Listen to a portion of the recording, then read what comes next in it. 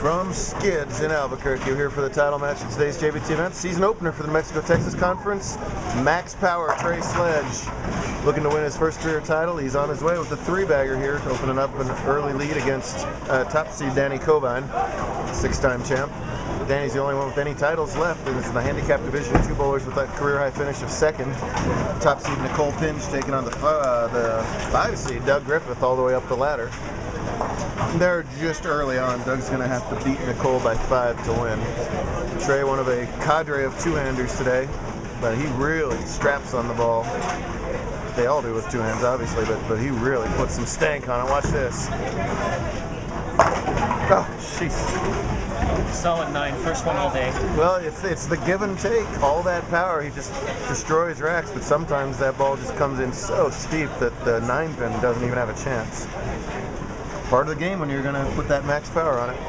Contrast that with Griffith, who has like literally 3 or 4 revs, goes right up the boards and has been equally effective today, especially in step ladders. We've seen this story out of Doug before.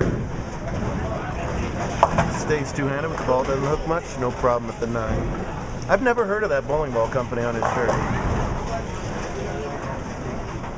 Because it ain't Abenite. With one game to go in the scratch division, there was 11 pins between first and sixth today, so a really amazing 8th game. Had a lot of shifting going around. It was Danny who came out on top of that pile with a 256 game 8 win that got him here to this top seed. He'd love to start the year off with a win. He's had his trouble in title matches. Oh man.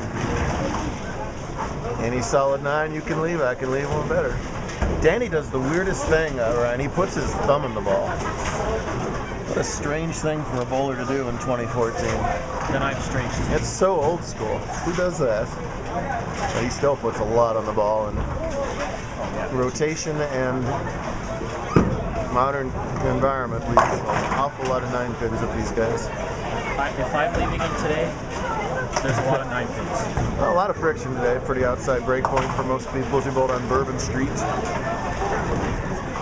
Plus 5 to make the top 40% in scratch, and plus 18 in handicap. So pretty average scoring pace.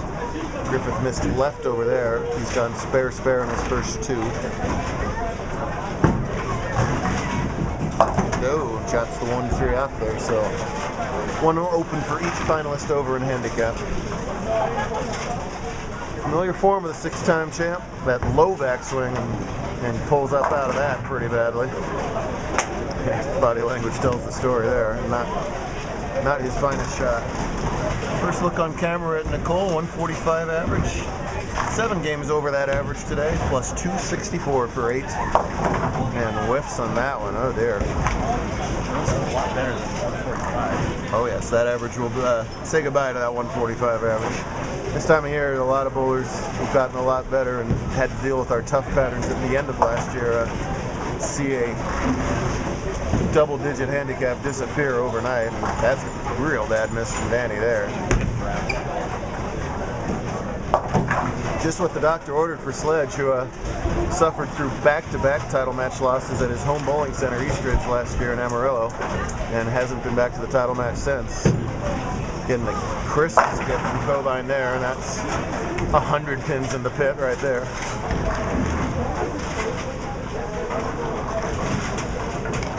He made 1 or 2 appearances a year before Eastridge last year, and then he just was so comfortable in his home house, he raised a lot of eyebrows. And it's just going to be a matter of time for him. That time might be 5 or 10 minutes from now.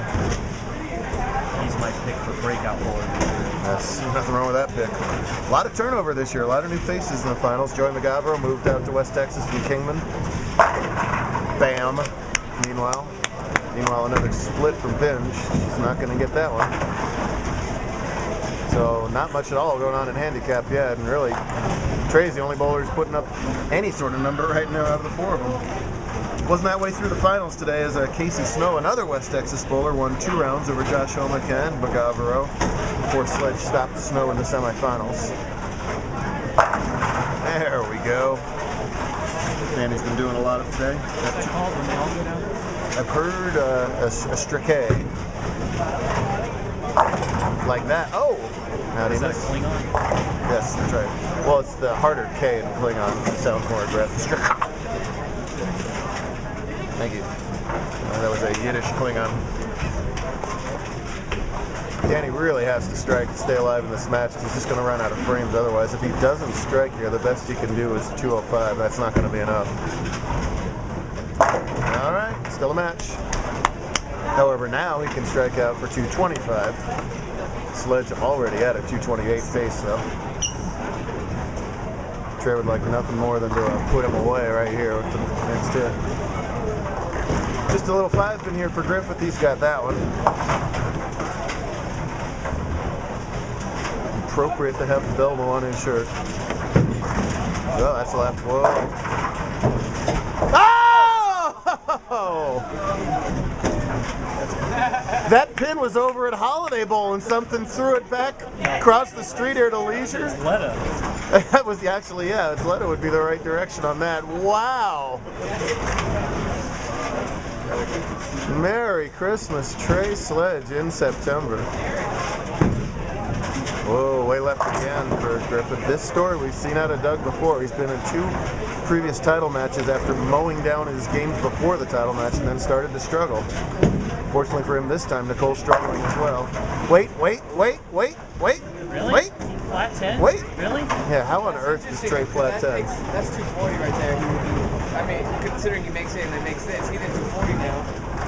That's a game. Yep, that was a game-changing. It's not a messenger. What are you, a Clunkinger?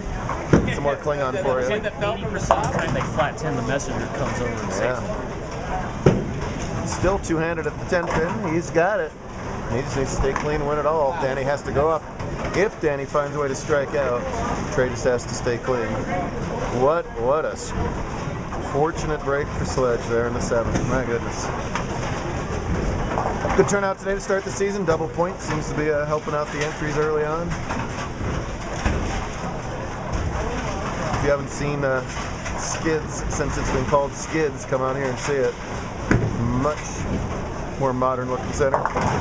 You know, they still have my favorite masking units ever, the old AMF masking units. Love them. Class and tradition. Danny must strike. Danny does strike.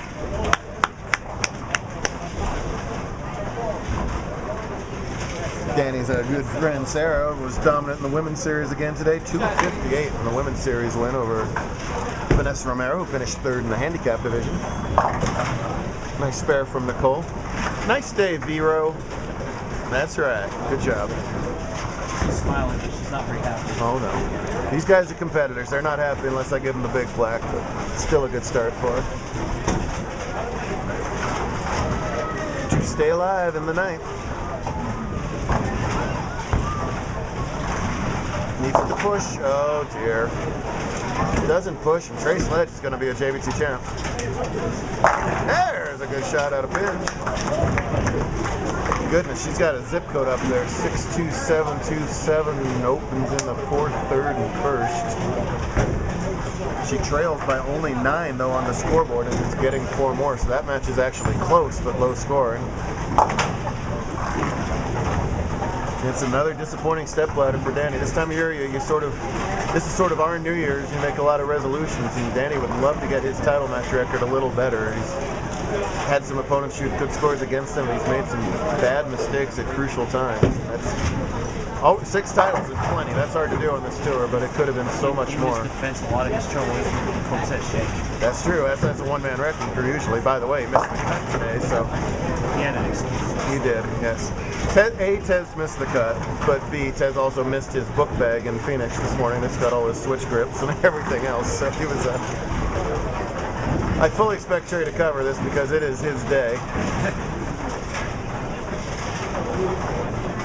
Oh, he does the one-hander. It's close. Oh, good try. Oh! Oh! Made the 710 out of it. What is going on behind that pin? Trey just made the 710 but with the 6 up with it. What in the heck is going on back there? Another 5-pin for Griffith, by the way. Tell you what. He is a fun kid to watch, too. It's just if you enjoy watching the power game, it doesn't get much more powerful than this. He just, look, he only uses about 2/3 of the approach. He just kind of stomps to the line. He uses vertical as he's going to get right now, and then just the crouch and the snap. Well, what's he going to do? How many pins is he going to get on this, and which pins is he going to get? Who knows? He could anything. Despite the open finish, he had the window he needed. He wouldn't have opened twice. No, I don't. Yeah, I agree completely. Big shot for Nicole here too, working on a strike. He might make whatever Nicole leaves, if anything. He might make this. He might make the 4-6-7 Nicole's 10. Carry. Nope, didn't happen. Doesn't matter with that back 2 frames. Welcome to the JBT Champions Club, Mr. Sledge.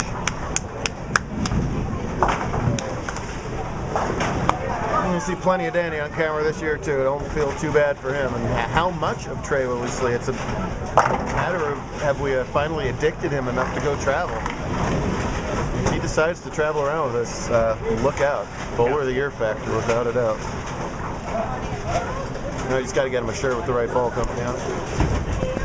He's actually stealing Mason's shirt. That's right. Big shot for Nicole. We'll see if she can come back here in the second half. Make sure to watch.